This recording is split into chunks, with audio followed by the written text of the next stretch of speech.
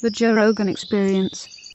Well, that's the thing, I was in New York all summer, and all those the up and coming rappers are like trying to hand you a CD. It's like, what am I going to do with that? They still have CDs? Well, then they do something. Then they just click on this or scan this, and it goes to like a Vimeo page.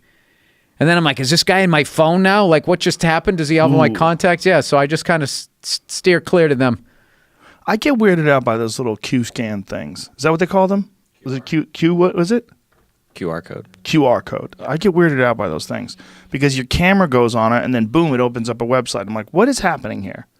I'll tell you what's a weird one is they have home security systems now where I was reading an ad for this on my podcast and I was thinking like afterwards, like a lot of times home, I guess, I don't know, alarm goes off because your window blows open and then everybody fucking shows up and it's like, oh, sorry, the window blew open. This actually has video cameras so they can confirm that somebody is in your house.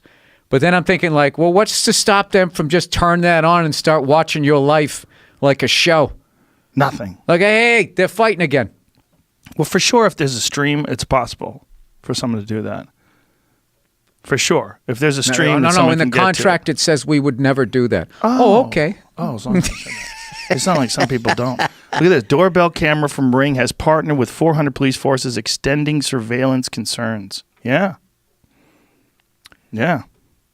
Yeah. I mean, as long as they're just using it to catch the bad guys, which is going to be what they're saying. But there's going to be somebody has their dick in their hand right now looking at that, looking through that doorbell.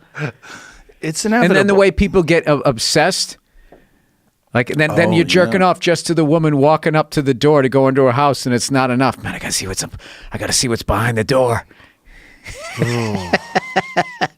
Calls up, hey, would you be interested in furthering your security?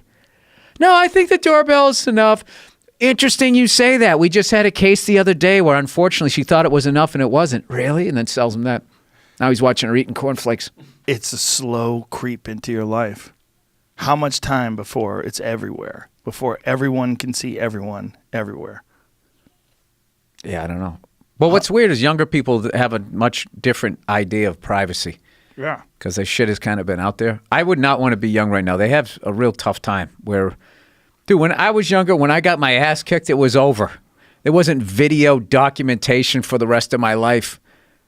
This is the kid from Rocky Point. He's all grown up now. And you're trying to get laid in a bar like 20 years later. You're like, yes, that happened. I was 8. Sorry.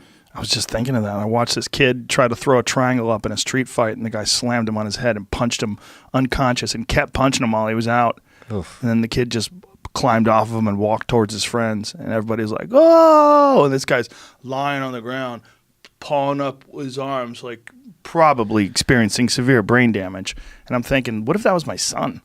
Like, you know, what if that's your son? You watch some guy slam him on his head, and then as he's unconscious, punched him 5, 6, 7 times in the face. Yeah, that's fucked. It's fucked. That's why I stopped fighting. That's why? Yeah. You don't want to hurt anybody? No. No, I didn't want to be that guy. I was like baby fat tough until like fucking 6th grade, and then I sort of leaned out, and then I was like, I better get funny. And then that's when people started to learn how to fight, and there was blood and shit. Oh. And I remember there was this dude, I think I told this story before. The kid got off the bus. He was fucking jacked. The other kid was kind of baby Huey, big guy. But the other kid got off the bus first, and he just jumped him. And then just sat on his chest, and it was like, oh, one of those fucking fights. And the kid didn't come to school for a week. Oof. By the time he came back to school, most of the swelling had come down, but he almost looked like he was a cousin. It wasn't him. Oof. Yeah, and I was just like, yeah, I don't want that to happen to me. So that's one of the darkest things that I ever heard anybody say about a fight. Khabib Nurmagomedov said about Conor McGregor. He goes, I want to change his face.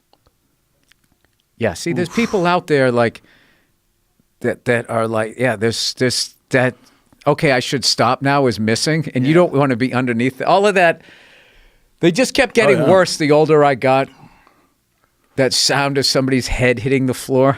The worst is World Star hip hop videos where the worst one I ever saw was this guy was drunk and he was talking shit, and one guy knocked him out. And then when he's out cold, lying down, everybody took shots at him. I mean, everybody in the street.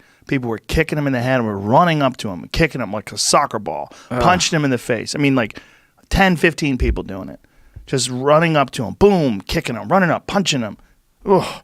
Yeah. It's horrific. How did we get on this? I don't know. I got a great special coming out. Yeah, your comedy special has nothing to do with brain damage.